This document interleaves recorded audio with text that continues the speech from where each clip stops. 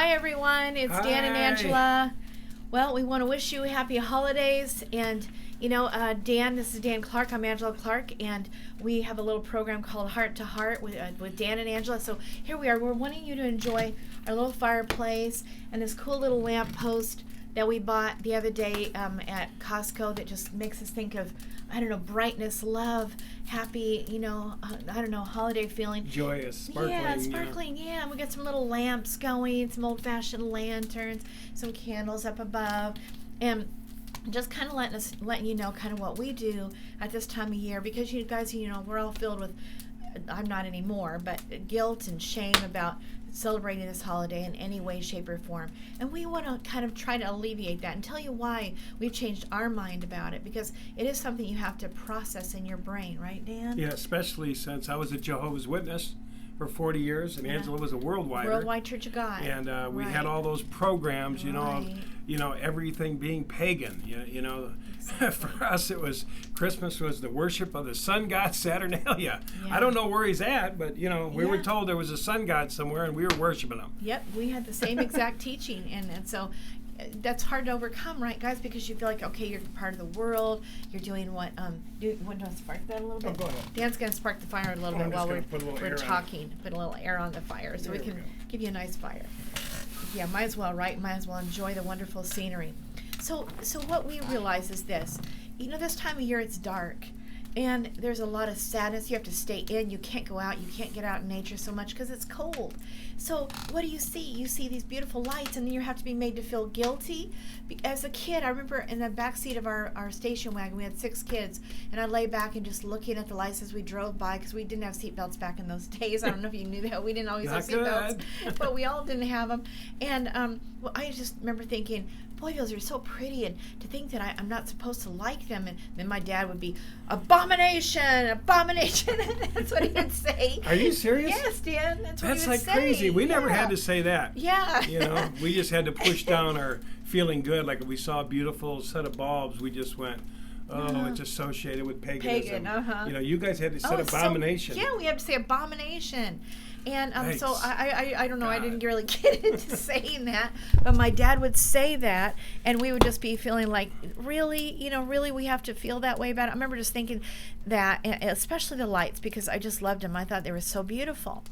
Well, later on in life, I really was doing a lot of praying about all of this and trying to figure out what God would have me to do and feel about it and all that. And this is what, out of my sincere, deep prayer to God, what I feel like he let me know is, first of all, creativity comes from God. And so this beauty is something that brightens up the darkness of this time of year. It cheers us. We're not worshiping. Do you see anybody sitting and worshiping or bowing down, worshiping a tree or any such thing? Seriously, guys, do we? No, they turned it into a Christian holiday, and although that is, and they changed all the different parts of the pagan holiday into Christianity, making everything Christian. So we're not worshiping anymore a tree. Jesus wasn't even born on that day, was he? No, he was not even born on that day. No, not at all. But they turned it into something that just made it a day that we think of Jesus when he was born on earth, which is, okay, that's significant and it is special. But is it so important? Well, not so much as other things. But anyway, that's how the Christian sees the whole thing. So, yes, we're raised to not see things in a worldly way or do what the world does or the government puts in order as far as holidays and whatnot, gives us the world. But what I feel like God said to me was that I intend to redeem it. Because, see, people are yes, we were told that people are depressed, they're angry, there's murders, and that happen this time of year. That's what we learned in our church. Is that what you guys heard too? And so, yes, although that is true, the question is why? Why is there more depression and anger and frustration and bitterness and killing and all of that comes from bitterness? It's because they want to be loved. When you were growing up, did you not want presents like your friends in your school had? Did you not want that love that they seemed to have with their family? Did you not want that? Did you not wish that your church gave out loaves of bread and, baskets of prettiness that make you just feel like you're loved? Did you not wish that? Be honest. Yes, we all did. We all wanted to be able to honestly enjoy the lights, because that's our inner selves, that's our God inside of us, the Holy Spirit that made us want to make that beauty, because it's dark this time of year. It's a way that we uplift ourselves. God wants that for us. Yeah, so it's like a nice glow in the middle of winter. For sure. I know, I didn't mean to interrupt you. No, you're not. But I had to think, okay, if you think about it go to the least, shrink it down to the least thing, right? What is a light bulb? Nothing but a bulb, right?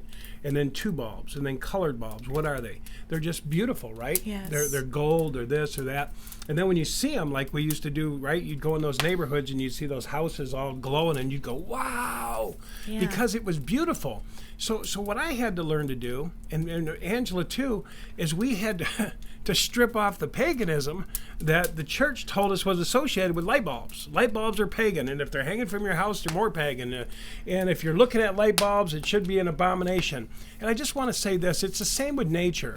Religion, a lot of religions has totally screwed up nature, you know what I mean?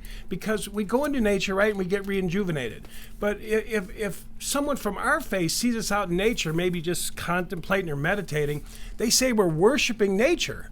It's the same with Christmas. They say we're worshiping something weird and all this stuff, but we're enjoying, like Angela said, the lights.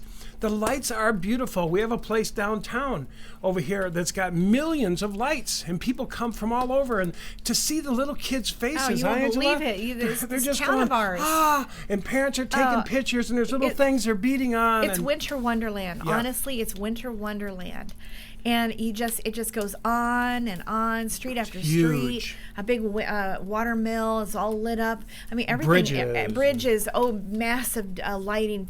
Grapes, vineyards are all lit up. Yeah, all the vineyards, all lit up in grapes and water. White. Oh, it's spectacular in this town where we are. It's got to be award-winning around the world. No kidding. It is. It's a world wonder for sure. But I should feel guilty for enjoying this guy has got so much creativity. I mean, I think to myself, how many hours it had to be to put these lights on. It's kind of like, how did they get that architecture in Italy and Spain and France with heavy duty the architecture that they built? And one guy did massive amounts of work in his lifetime. I think, how did you even do one? Well, that's like this guy down here in Caldwell, Idaho. It's like, how are you getting this all done? I mean, you're obviously meant to do it. You couldn't possibly. If you saw what we were talking about, you'd agree there's no way. This is miraculous, actually. It's that, it's huge. It's huge. Yeah, and at this time of year, what else happens? The businesses slow down. Yes. Everything gets slow. It gets darker earlier, so everybody wants to stay inside. But when you put on the lights, everybody comes downtown. In this place, the revenue, the restaurants are packed. But you know why? Because people want to see the lights. They want to feel festive. They want to get together with family. Work is slowing down. They're giving people time off.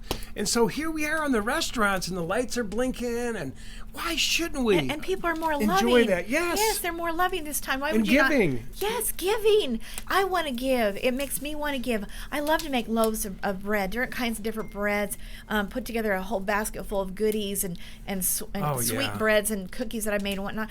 I just love doing that. I love to give. It says it's more blessed to give than receive. Well, it's true, because when you give, your heart just swells. And the other day it was my birthday, and I don't know, I had so many people that were so happy to wish me a happy birthday as if they'd done a good thing.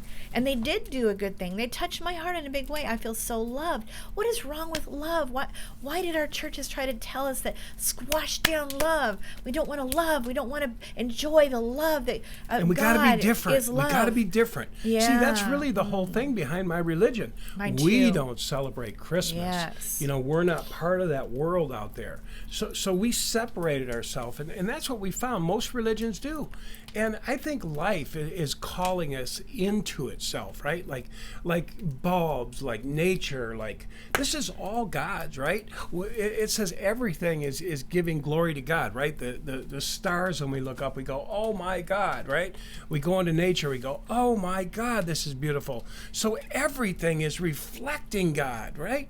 And so if it's reflecting God, then what should we do? We should receive it. Absolutely. We should receive it and say yes and thank you. It's like receiving love, and God is love. Yes.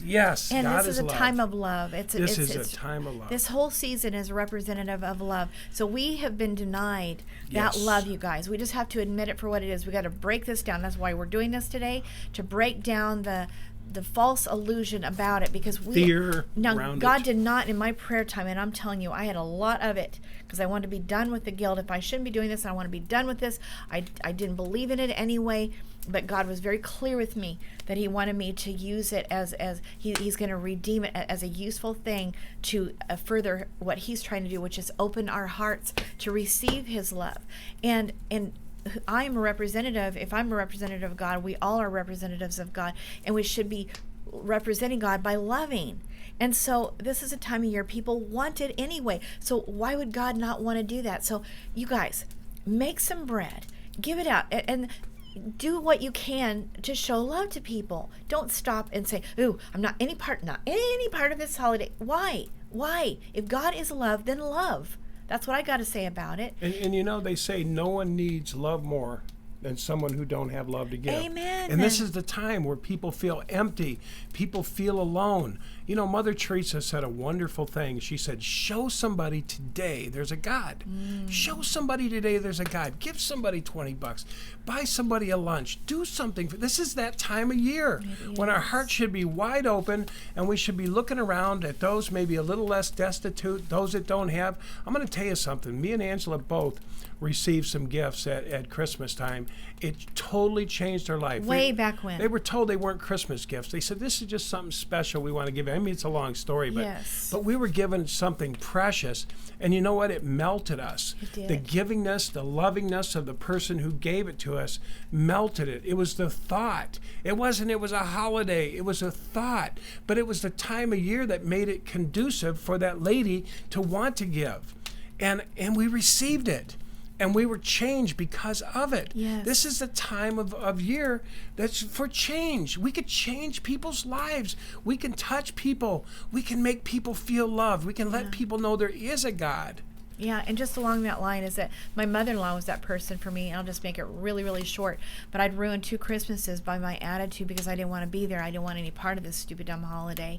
But she saw past it. She saw the beauty in me beyond it, and she chose not to hate me, not to be angry with me, not to be bitter that I was being, a bee that during those holidays. Defending the faith she was brainwashed into. Yeah, and so she took me in the bathroom. Angela, come here, and took down a bottle of Charlie perfume, gave it to me, said, Angela, it's not a gift. It's not a gift, honey. I just want you to know that I love you, and we're so glad you're in our family. I'm like, what on earth?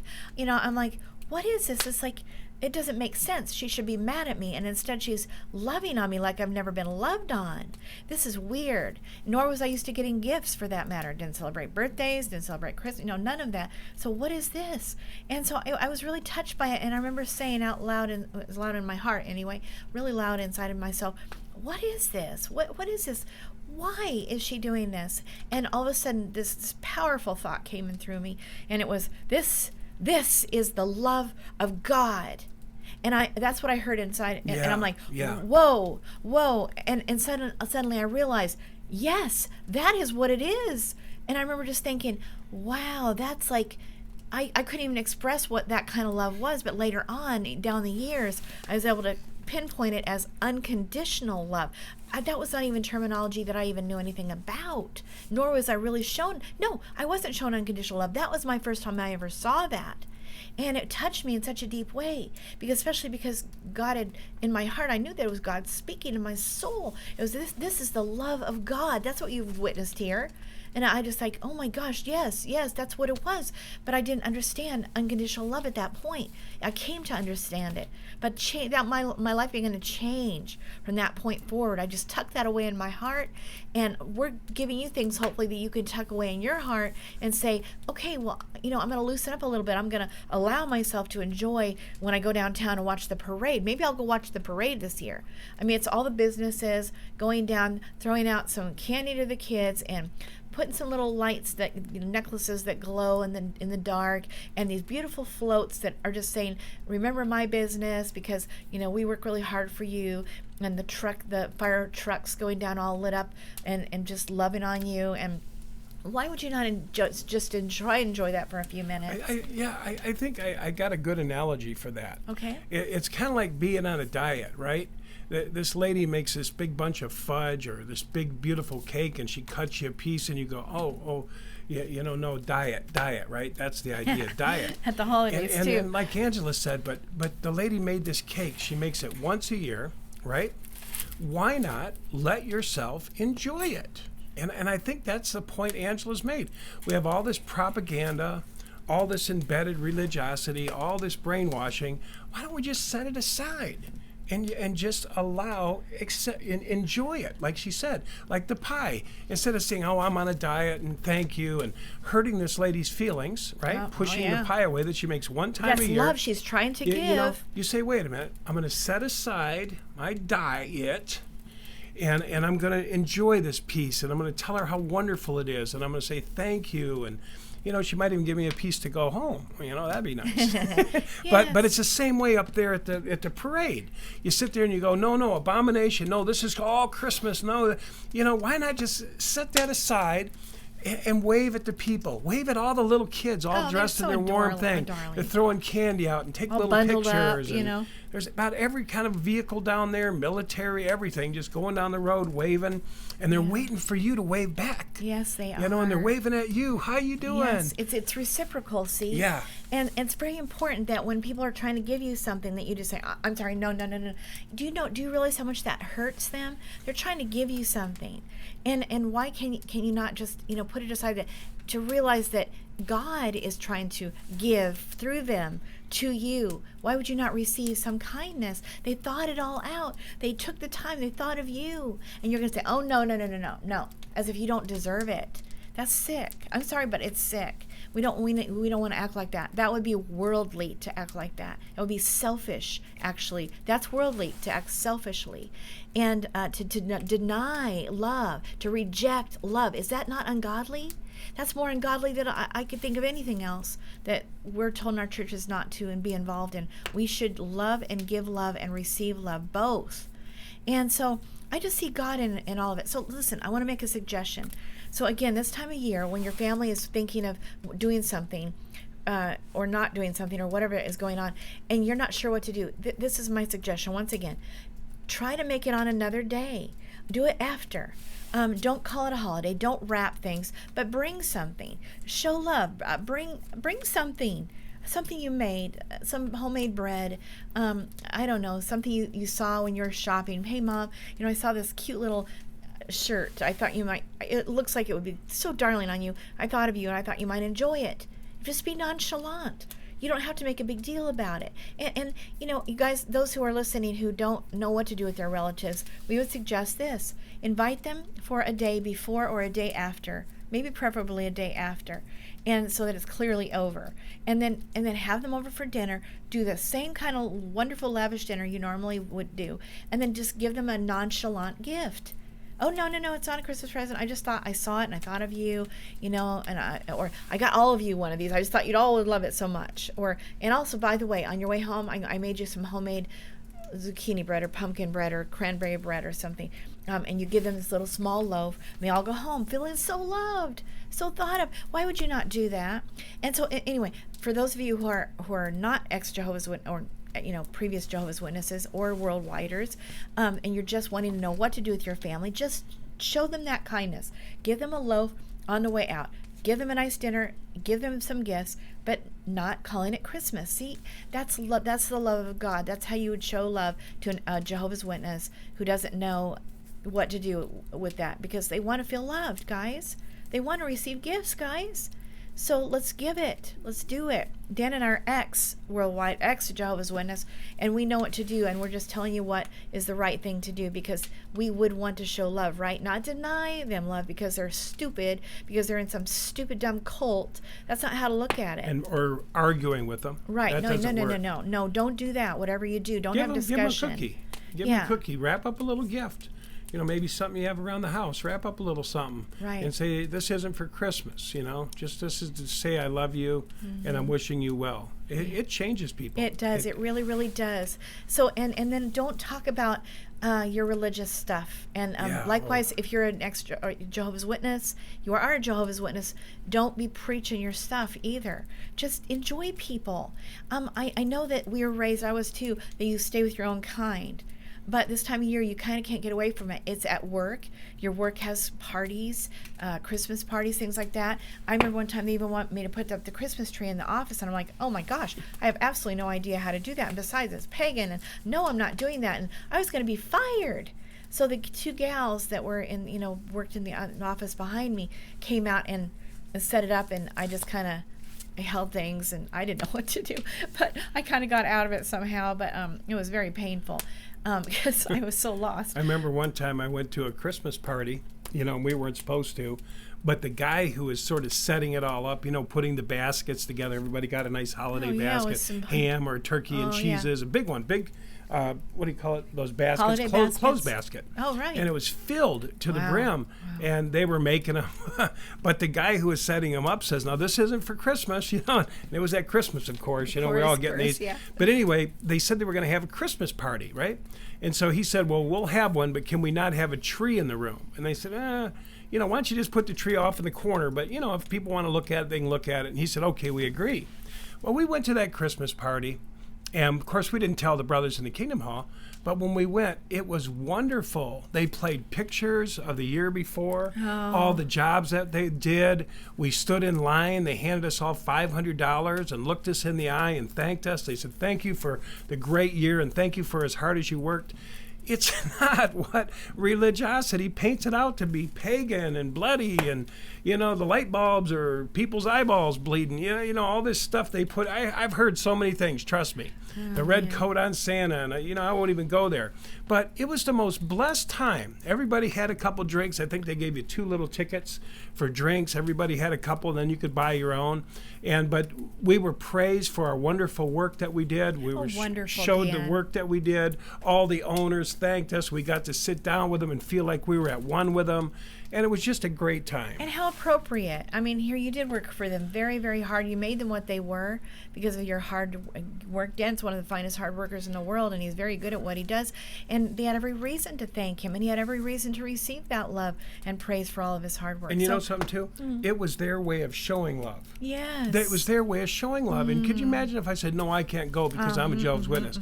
They would have been hurt. Yeah. And so when we showed up, they went, "Oh, my God, Dan. Oh, my God, find Dan's little check." And they pulled out the check and they said, "Thank you, Dan. And they meant it. We love you." And, and it was wonderful. I got to tell you, it was a wonderful experience. So I've spent the rest of my life stripping away the bullshit. I'm sorry. Stripping away the stuff, that religion puts all these labels on things. Yeah, this is pretty. This is real pretty. By the way, if you can't see on the little...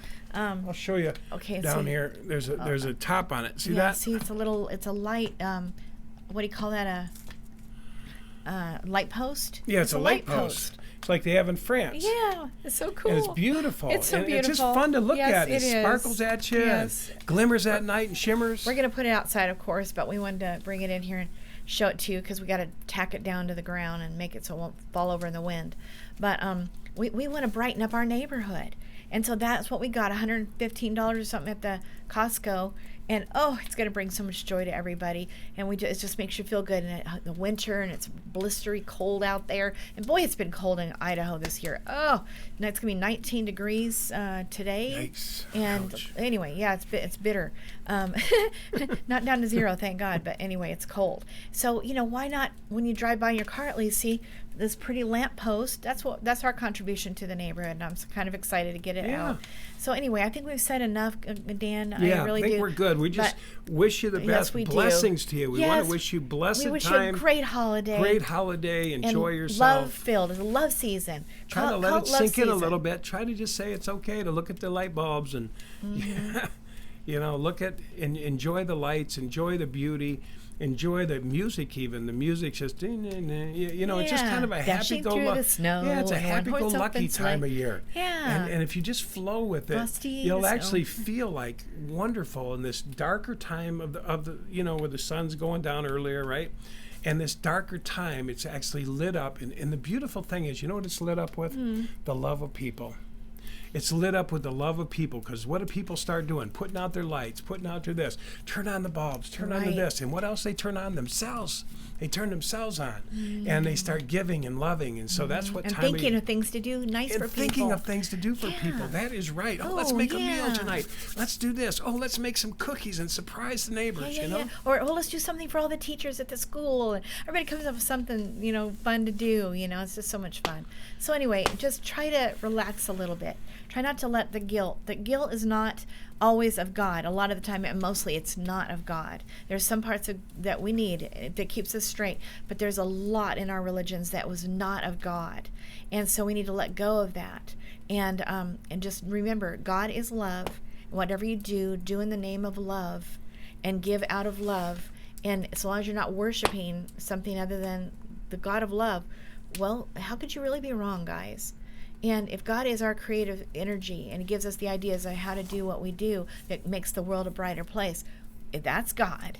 Believe it or not, that is God in us. Creativity comes from God. It's not from ourselves. It's from God who created us with that creativity, and it's His creativity. So be creative. You know, do what you can to light the world. So anyway, I've said enough, but I just want to say blessings. All right, and blessings. have a wonderful holiday season, okay? Have a wonderful holiday. All right. All right. Take Thank care. you. Bye-bye.